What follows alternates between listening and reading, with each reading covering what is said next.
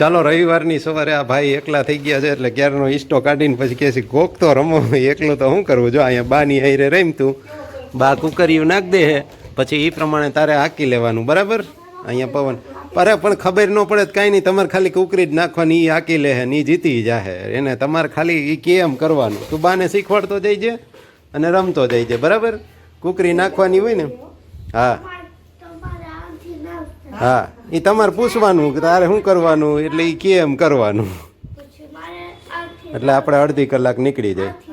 હા, ગોઠવીને પછી રમવાનું ચાલુ કરો. સ્વાગત છે ચાલો આજના દિવસના વિડીયોમાં બધાને. જય શ્રી કૃષ્ણ. મને ક્યાં આવડે, હું પછી નિરાયતે આપણે રમશું.